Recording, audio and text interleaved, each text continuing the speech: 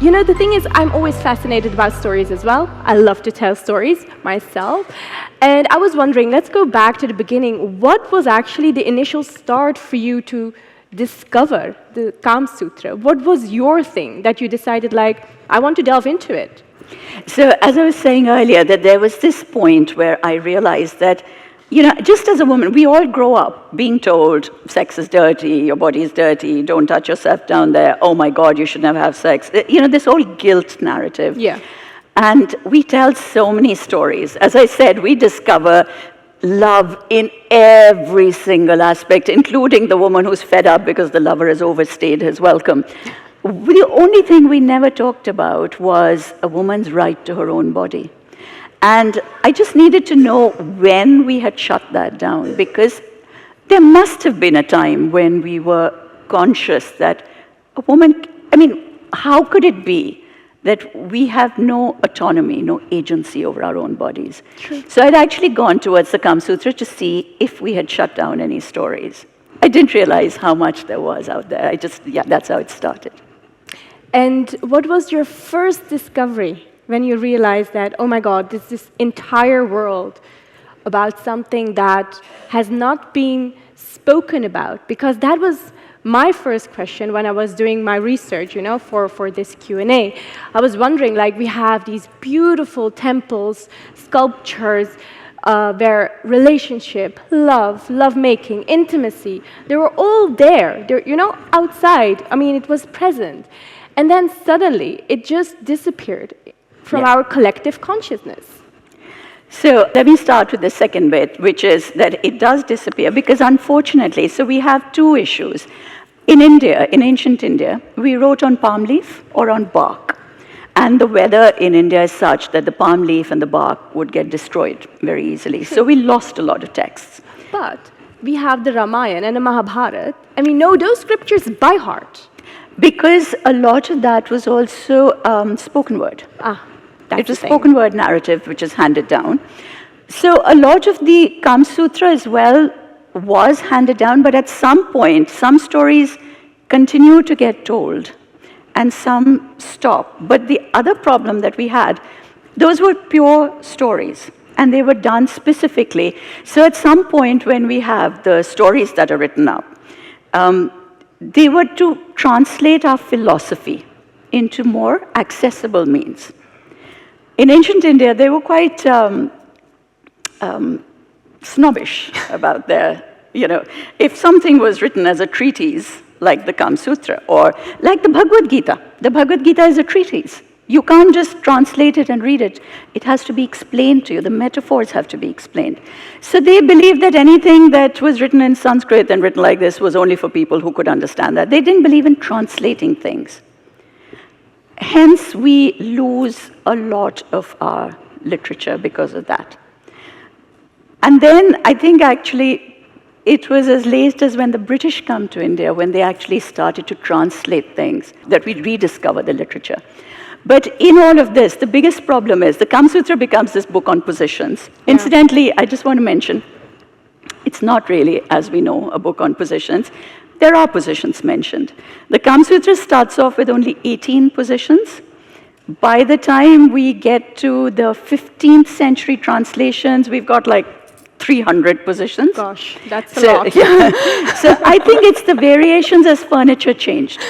Okay. As furniture changed, the position had to change a little bit. So are there any positions that are outdated, for example, just like furniture or our clothing, out of fashion? Okay, can I tell you about one, which definitely does not show up in any kind of porn either. And I've never understood this position. Most of the positions had a reason. It was that basically Vatsen says that if you're going to make love, it should be pleasurable. That's the baseline. It should be enjoyable. It should be about pleasure. And the baseline for pleasure is that your sexual organs should be able to match in size, because if the woman is too large and the man is too small, or the other way around, it's not going to lead to pleasure. One will be indifferent, one will be painful. But at no point could you send a request to marry somebody and say, but could you first send me the size of... Exactly. It's a very odd question to ask. So the positions were created in such a way as to synchronize the sizes.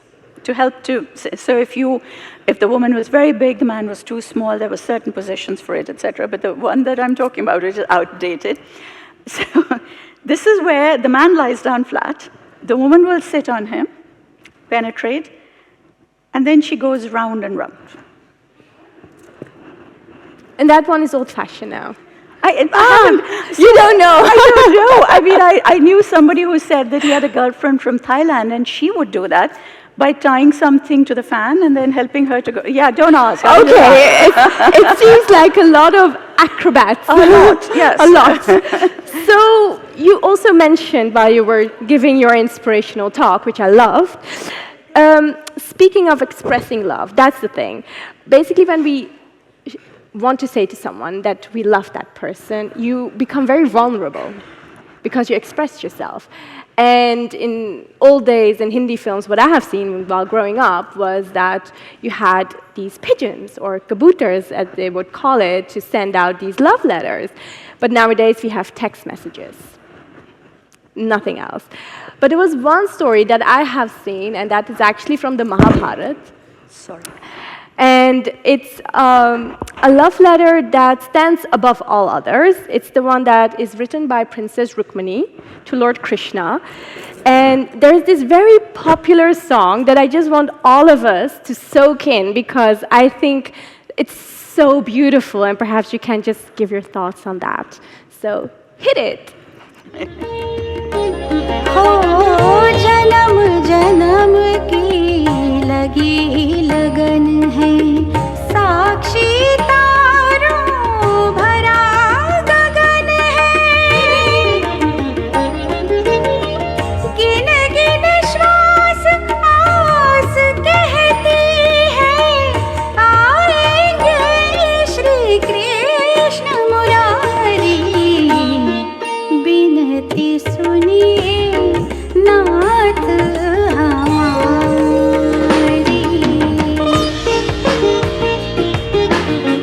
Yeah, now you can stop.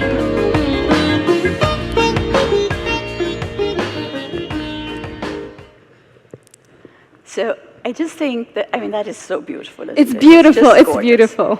And the words are beautiful for everybody who didn't understand it. It basically, she's talking to Lord Krishna, who is her husband, saying, you know, that I miss you, I love you, listen to, Yes. Binti Suni, listen to my My petition, plea, my plea. yeah. I just want to take it one step further and say that actually, again, you know, conceptually, it is such a beautiful idea. But I also believe that it was a two-way street. We have turned the narrative into one side, with a woman expressing her love and saying, love me. And we don't tell enough stories from the other side. And also, in this thing of saying that, you know, you are so incredible, I love you so much, we deify somebody. We make somebody into a god. So if this is my husband and I'm like, oh, your husband is your god, your husband is so amazing, you know what I mean? Like you make that so special that you take away the actual connection. Because I think that when you're in love, when you're in bed, when you're being intimate, that passion has to be for both of you. If one of you is in awe of the other person. It's not the other way around. There's no... You know, and there's a fabulous story that is told in one of the Purans, where Krishna one time, this is when he's, you know, become the king, and he has this kingdom of people who absolutely adore him, everybody loves him, he's amazing, and he has 8 wives at this point. And Rukmini, of course, is one of them. It's the first one. Yeah. Yeah. And everybody adores him. And Krishna falls ill. He falls very sick. And the doctors come from every kingdom and they cannot heal him. No matter what they do, they give him every kind of medicine, they can't heal him. And finally his guru comes and he calls for Narad, he calls for the wandering sage, and he says, there is only one thing that's wrong with Krishna. He needs love. He needs unconditional love. And Narad laughs at him and says, really? I mean, he's got a kingdom of people who love him. He's got ministers. He's got 8 wives who worship him. What do you mean he needs more love? And he says, no. go and find me the dirt from the feet of 8 women who love him unconditionally. So Narad sets off to get the dirt. And he goes immediately to the 8 wives, the 8 queens, who adore their husband. They adore him. And he says, I need the dirt from your feet to give to Krishna so that he can be well. And the queens blow him up. They are so angry with him. They say, how dare you? This is our husband. We would give our life for him. How dare you ask us for the dirt from our feet? Get out of here. And he then goes to the next lot, the next 8 women, and he says, I need the dirt from your feet, the minister's wives. And they say, oh, we would do anything for him. We would give our life for him. We would do anything. But if the queens have said, no, we can't possibly do this. And he realizes that there is no such thing as unconditional love. That is what he's looking for, just that one-on-one connection, not to be deified. And finally, he goes to the gopis, the milkmaids, and they don't even question it because they knew him before he's been deified. And they take that, one of them tears a bit of the sari and they scrape the dirt and they say, just make him well. And Narad comes back saying, I understand what you mean. And I think that we forget in our social context, in our social conditioning, we start to look at our partner in a particular role. And I think we need to come back to understanding that we are bonded. Go skin to skin. Actually learn to remember what it feels like to just touch each other, feel their skin on yours. Beautiful. That's love. That's so beautiful. Thank you. Ja, dat mag echt wel inderdaad een applausje krijgen. So let's take a different route now, because it's clear. Calm is very important in our lives, and we should practice it as often as possible. But this man who has compiled the text, you call him Vatsyana, right? I pronounce it okay? Yeah. Okay, good. In his first verse, he actually says, Dharma, Artha, Kama, Bhyo Namaha. And he actually discusses the Purusharths, the 4 aims of human life. Do you know what he actually meant by it? So basically, as a treatise, you start by dedicating it to the divine. You cannot, I don't know if anybody over here ever read Paradise Lost by Milton. But basically, he says that I cannot write this. God will have to guide my hand.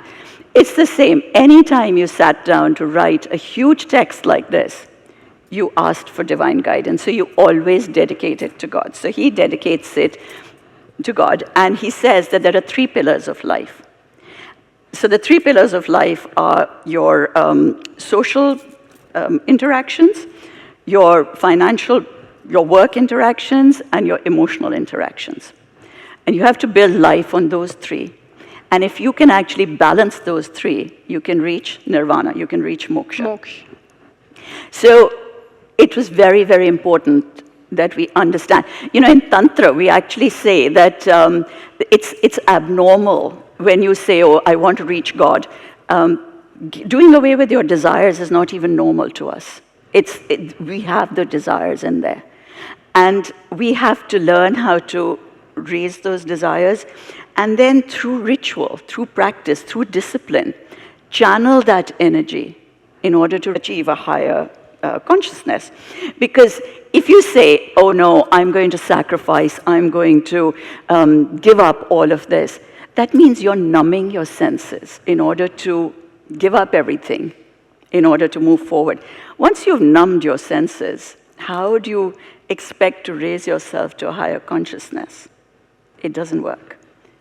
The idea is to raise that fire and then transmute that fire so that it takes you up to the next level. Wow, this one is deep. Let it sink in, because this one is really beautiful. Usually they say that you have to control your senses. When you control your senses, you're putting in so much effort into numbing that. You have to control your energy. People always talk about Tantra as the raising of the Kundalini. They say, oh, we have to raise the energy. You don't. You first learn how you will control that energy, because energy that is not controlled will destroy you. Okay? energy that you cannot channel or cannot control is not beneficial. It is not constructive energy, it is destructive. It's like a dam. If that dam bursts, you can't control it. It will destroy everything in the vicinity. So it's not about controlling, it's about raising those. Pleasure is not separate energy, it is part of our energy. Pleasure is actually described as when every single nerve ending of yours comes alive. When that energy courses through you, it brings you alive. It makes you suddenly see everything differently. You become aware. That, we call it pleasure, we call it Shakti. That's what it is. There are no divisions. You then channel it, you transmute it, you control it, and you use it for your benefit. I'm also curious about another thing, going back to Vatsyayana. What was his motivation? Do you have any clue why he has taken the scriptures of all these other books and compiled it into the Kama Sutra that we actually kind of know today? So, not really, because the Vatsyayan that we have information on is second, third, fourth hand information. So nobody really knows. I think a lot of the sages, a lot of the munis, a lot of the rishis would write. That was their specialty. They would write stuff. And he writes from what he's taken from before. And incidentally, it's interesting because these were written by Buddhists, the texts, originally. You have to remember that from the 5th century BC to 5th century AD, India is ruled by Buddhists. And it's around the 5th century AD that the Buddhists once again leave India and the Brahmins come back. It was, I guess, a project that he wanted to explore, because it's not just the one. See, there's this entire text which is now lost. He mentions it in a small chapter, where they say that as the moon moves in its phases, every single phase of the moon, your erogenous zones move around your body. Now, in yoga, we say that it's your pressure point or your power point. It moves around according to the moon. He just calls it the pleasure point that moves around. And it's for men and women both. And this was a huge text, apparently. Now, we have little excerpts from it, because it kind of took into account different ages of people, different seasons, different constitutions, and so on. And I thought, partially maybe it was to just try and help you to bring more variety into your lovemaking. So if one day, if I say to you, listen, do something different every day, you can't. But if there's a book that prescribes today, it is her head that will be the most excitable. So start by stimulating over here. The next day it's the eyes and so on. So you automatically then use that and you move down. But yeah, we've lost most of that text. So I can't actually say why he wrote what he did. But you did write a book, The Arts of Seduction. And, the thing is with books, and especially written by Western scholars, what I find difficult to sort of digest is that they actually either or ridicule it or partially kind of like interpret it in a very Western context. So it's always about the physical positions, but they never talk about the philosophical context. So what's happening over here that, when we decided to have this talk, I realized that we actually never had conversations like this within our community so openly, and there are a lot of questions raised. There was even one man who called up and said that, are you going to do something with porn? And and this one is like a quite excessive one, but I got several more messages. So the Western perspective, and it's not just on Kama Sutra, it's also about yoga, Ayurveda, whatever, they cherry pick and make it their own. That's kind of like problematic because our community now feels ashamed, they do not recognize themselves in it. So what can be done to kind of like change the narrative? Having you here is already, one step, but how can we change the narrative? So I will say that, yes, you're right, that there's been a lot of mistranslations, but that isn't just from the West. Unfortunately, we in India also have no knowledge of our ancient texts.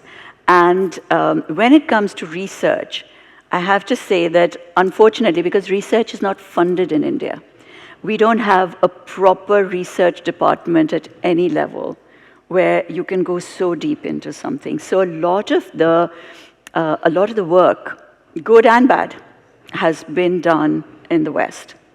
Most of my professors that I have been able to work with are Oxford-based, a couple of them from America, because they take research more seriously.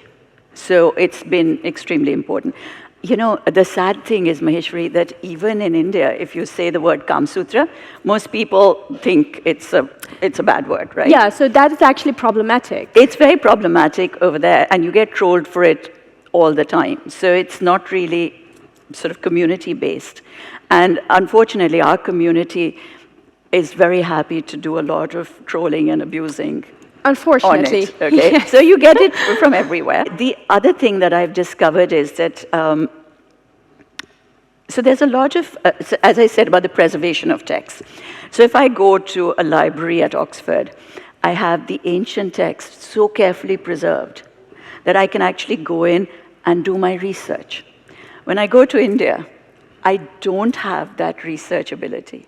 You've got 3 books in Ramnagar, you've got 4 books in Hyderabad, you know what I mean? Yeah, so it's scattered all around, basically. And my other issue is that we have the Sanskrit scholars in India who are brilliant at their Sanskrit, but if they're translating into English, their English isn't good. Which okay. means that whatever they're giving me, they're not being able to give me the essence of that. So I think that's one of the biggest problems I find when it comes to working with ancient texts, that we're not able to find the material. I get it. Yeah. And yes, when it comes to the Kama Sutra, it's become this book on photos of... So the original did not have any pictures, I must tell you. The ancient Chinese texts, when they talk about positions, they always did paintings of the position. And it wasn't just to show you how the arms and legs were supposed to be placed. They would show you from the expression what part of the lovemaking you were at. So this expression means that you've just started. This expression means that you're halfway through. And it's great. Maybe that was a very good learning technique, you know. But the original Kama Sutra doesn't have pictures of it. So if you ever see one with just pictures, you can walk past that particular one. Also, I have to tell you that some of the best ones that have been translated. So there's one, it's a very small one. It's by Wendy Doniger and Sudhir Kakkar together. It's a very good one. There's another one by Alan Danilou, which is an extremely good, big one. There's one by Deepak Chopra, which was so useless. Oh, really? Yeah. So, you know, you can never really tell. So, Okay, so you need to know who the person is who's actually giving you the translation. So I guess for now I have asked all the questions that I had in mind, but we also mentioned that we would like to do like this, you know, getting the audience involved. Have you ever read or come across the Kama Sutra before today? So we are asking this to the audience. So even like, oh, a lot of people. I'm delighted to know that there are so many people who have read it. There's always going to be people who haven't, and you have to remember that it comes with so much stigma. True. That a lot of times you wouldn't want to, you know, so Maheshwari was talking about the book that I wrote, which is called The Arts of Seduction. And the book is basically translating the metaphors of the Kama Sutra or the other texts. When you get down to reading them, at least you know what it's talking about. Because the original is a very boring book to read. The original Kama Sutra is not an easy book to read, and it's quite boring. But, you know, there were so many people who get so nervous at the idea of what they might find if they pick up that text. And more importantly, what will others think of them if they're seen carrying that text? So when my book was written, my editor actually wrote the back blurb saying, this book tells you a great way to have sex in the 21st century. And I was like, no, I don't want that. That's not what this book is about. And sure enough, there was a lot of lot of people who actually bought it would cover it up. Okay. And so they weren't seen carrying it around. So I think, unfortunately, it comes with a lot of stigma. But today they will proudly take the book and show it and Yes. say they have a copy of the book. So Absolutely. let's go to the next one. What word comes to your mind when you think of the Kama Sutra? Dus ja, wat komt er in je op als je dan hoort Kama Sutra? Wat zegt het? Pleasure, sex, love. Positions. And Simanand. So these are the thoughts of the audience. So what do you think when you see this word cloud coming up? I think that's incredible. For me, basically, it's about the stories. I'm a storyteller. Everything that comes up is a story. And then from that story, I take the learning. For me, it's always about hearing the story and then understanding what I want to learn from that. And I think that it's fantastic. If we can have such a wide range of emotions on the Kama Sutra, we have really progressed from thinking it's just about positions. And this makes me really happy. Thank you. This makes me so happy. Nou, applaus ook voor jullie. Woehoe. Let's move on to the next one. We have a couple of questions. The Kama Sutra encourages to talk openly about intimacy and sexuality. Convince me once more, Sima. I want to know, the people who are saying convince me once more, is it just that you want to hear more stories? Or also to the people who feel that not so, I think that thank you for actually sharing that, because I think that it's only when we start to discuss things, even if we disagree, but the conversation has started, and I think that's where we want to be. Because that's really, it's about breaking the taboo enough to say, no, I don't think this is doing it. So, explore different things or whatever. So, thank you. Everybody's opinion, it's a really good idea. Let's move to the next one. What challenges do you think people face when discussing sexual topics? Thank you. I totally agree.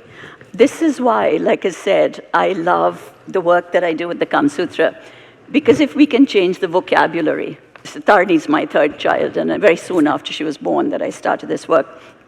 And the idea was, I kept thinking, I don't want my kids growing up in a world where we think so badly about this, where there's so much violence associated to pleasure or to sex or to sexuality. And if we can even just change the language, if I can make mothers and daughters sit down and discuss it without feeling awkward, that's what my mission was. And from that, I literally just wanted to change the vocabulary. I just wanted to change the words that we use so that we can have this conversation without feeling, oh my God, what am I saying? Let me walk out of the room. So This makes me curious, because now I want to know from the audience, wat Sima vandaag heeft gedaan, haar inspiratielezing, heeft het er nou voor gezorgd dat het gesprek kan beginnen thuis? Of met familie, vrienden?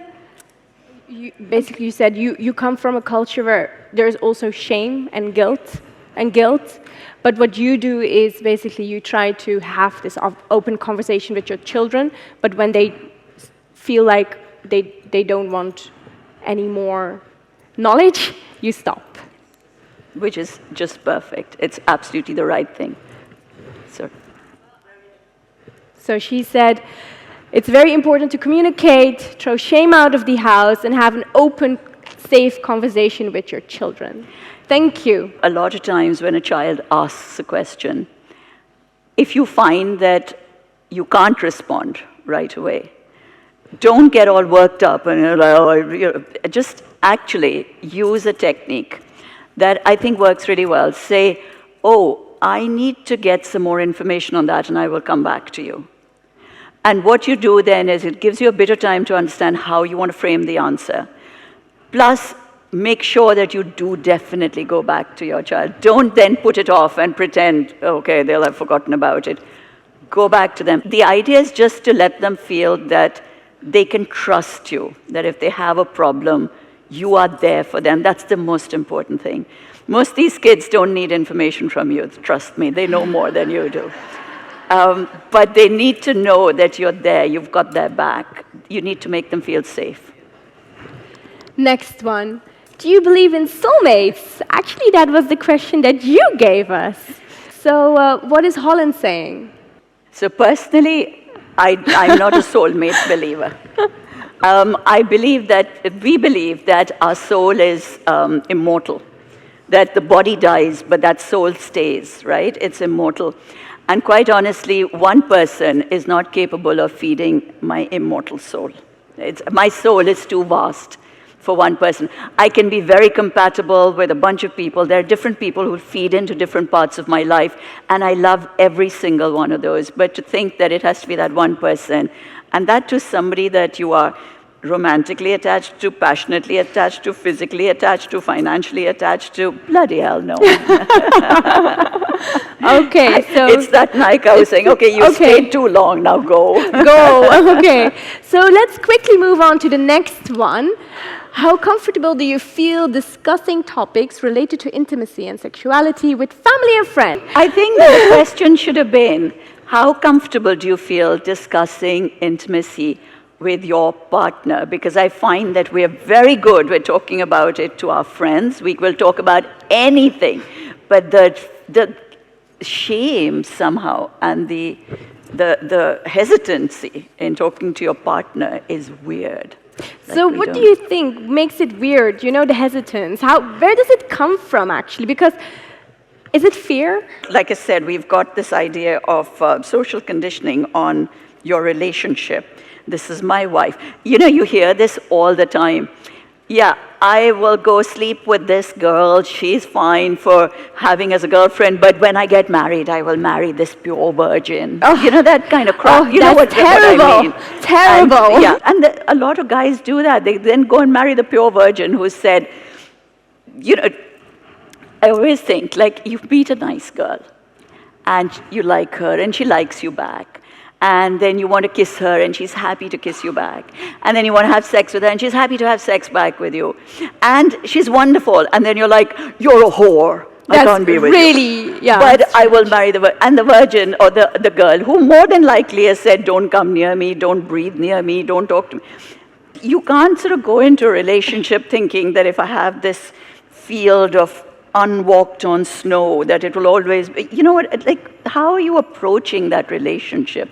Yeah, there's a lot of There's inequality, conditioning. actually, in There's that also a lot of relationship. conditioning attached to the fact that this is my wife, I can only treat her like this. A wife is not really for pleasure. I got this from a very young man, very recently married, who said to me after I did a talk on pleasure, and he's like, are you married? And I said, yeah. And then he said, but to the same person, and do you have children?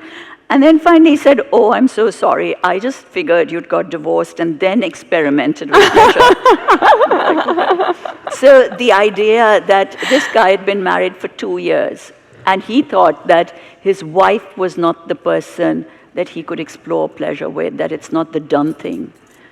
It's a social narrative which we have to change. It's a conditioning. Does the Kama Sutra addresses topics such as, oh, that's the word that I can't pronounce, Polyamory. and open relationship? I will not even try it. Polyamory. See, the Kama Sutra is actually, it's a treatise. It's a very scientifically written book. So what it does is, it explores everything that they say comes into somebody's life when they talk about pleasure or sexuality. So the longest chapter, let's say, is on oral sex. And it says that in ancient India, there were a lot of problems with, like, there were a lot of people who believed it was not a good thing, right? And a lot of people who believed it was. So it mentions everybody's idea. Like, we have a book called the Garud Puran. Yes. The Garud Puran is actually the text where you learn all the different prayers and rituals that one should do after somebody dies. So it's to explain to you how to do the prayers and rituals for them. The Garud Puran says you can never ask your wife to give you oral sex. Because if you do, your ancestors will lose a lifetime. Gosh. Yeah, yeah. Again, a pressure. Yeah. Again, a pressure. So the idea is that the Kama Sutra says, some people think it's good, some people think it's bad. This woman you cannot ask, this woman you, because if you ask a woman, you have to do it back for her, but you can't do it back for this one. And then finally it says, it says this about men, in specific. It talks about oral sex for women as well, but I'm quoting what it says about men. It says that for men, it's a very pleasurable act. They shouldn't have to do without it. And so you should pay your male masseuse or your male barber to perform it for you, because it is the pleasure that you get from it. So it doesn't talk about open relationships, because it doesn't talk about emotions. It talks about processes more than anything else. So polyamory was a thing that happened at that point anyway, because you would have mistresses, you would have courtesans who you would be with, etc. But it doesn't talk about it as relationships. It doesn't talk about it as a relationship, but could it be a relationship? A lot of people are polyamorous. A lot of people have now come out as polyamorous. And so long as your partner and you both understand it and it's consensual, it's okay, because now people also understand the rules around polyamory. But Okay. The Kama Sutra doesn't talk about it as a relationship, because that's not the brief of the Kama Sutra. I get it. In a world that often shames sexual expression, the Kama Sutra advocates for embracing one's sexual nature as a source of empowerment. So only 2 people are saying right now it's false. Okay. Do you have anything to say about that? Or like, Yeah, I think, it is very much about how everybody views something. So a lot of people also take the Kama Sutra as an entirety. And I think because there are other bits in it, like let's say the finding of the ideal wife or the behavior of the ideal wife and so on. And that is not wonderful. You have to remember that that was written 2,000 years ago. Now, when I read the Kama Sutra, it is a book that is fantastic for understanding what was the mental or the intellectual thought of the time. So it tells you what society was like at that time. But those things don't pertain to us anymore, and I think we should be able to move past that. The bit on pleasure, section 2 on pleasure, I find is evergreen. It really is something that still brings a lot to it. So I think it depends on how people look at the text. all right, the Kama Sutra promotes the objectification of women. So interestingly, I just want to say that Vatsayan in his introduction says this. He says, people ask me, why have you addressed section 2 on pleasure to women? Women don't know anything. They don't understand any kind of science. Tell me more. Tell me more. That will be during the meet and greet then. It says, why are you addressing it? Because the section 2 is the only bit where it says how men should be pleasured and how women should be pleasured. So it's both sides. It's not just this is what a man should do, this is what a man should do. And it says, why are you addressing yourself to women? Women don't know how to read or write. This is at a time when women were not taught how to read or write. Women don't know anything about science. Why are you doing this for them? And he says, true, they may not know how to read or write or know science, but women understand the subject of intimacy automatically, inherently, and men have to be taught. Ooh, ladies, this one is for you. And so I think that it actually is, does its bit towards promoting neutrality. So which aspect of the Kama Sutra interests you the most? This is for the audience. Based on this, we understand what their focus is. Emotional connections. That's the thing that the audience is most interested in. Just one comment on that? I think that your emotional connection is the most important part of your intimate life, so long as you always remember that. And always remember that whether it's pleasure, whether it is the emotional connection, whether it is a problem that you're having, whatever it is, it all starts over here. Just remember, it starts over here. So always remember to go in and check in with yourself of what you're feeling over here when you want to deal with anything. Do you believe that discussing sexuality openly can improve relationship? It's a different question, but it's actually now testing if the other one has synced in. I think that, yes, for some people it can be quite nerve-wracking. I think that for some people it can bring shame on them, because it depends on how your partner is going to react to you. But by and large, honestly, I do think that communication is the best thing that you can do for yourself. Understanding for yourself that I have the right to say it. You may not like what I say, but if we can discuss it, we do have a way to sort it out. But if we don't discuss it, we'll never know if we can work on it. How relevant do you think the teachings of the Kama Sutra are in today's society? Whoa. Okay. Very relevant. Okay, this one is clear. This one is clear. We can move on to the next one. Okay, which Purusharth, goal of life, do you think is the most important in a relationship? See, pleasure in sex, pleasure in intimacy can be hard work. There's sex and there's good sex. And if you're going to have good sex, it can be seriously hard work. And when you're working, and sometimes when you achieve a goal at work and you can see the results more visually, more clearly, more immediately, there is a tendency to get far more excited about your work and about where you're going with that. So I totally get that. And I do understand that working on your relationship and working on karma is a lot more difficult. But just as a bit of advice, may I suggest that you go for both, because the work does burn out eventually, and this is what you come to for your resuscitation. So even if you keep it for that, keep that pleasure alive, because once it dies down, bringing it back up to life is very hard. So stick with it. Stick with it. Stick with it. Do the hard work. Would you like to see more discussions around the Kama Sutra in modern context, just like we had today?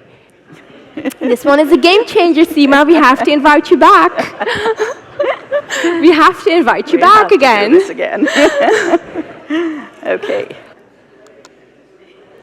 Shower Seema with love. Thank you so much, everyone. Dank jullie wel voor jullie aanwezigheid.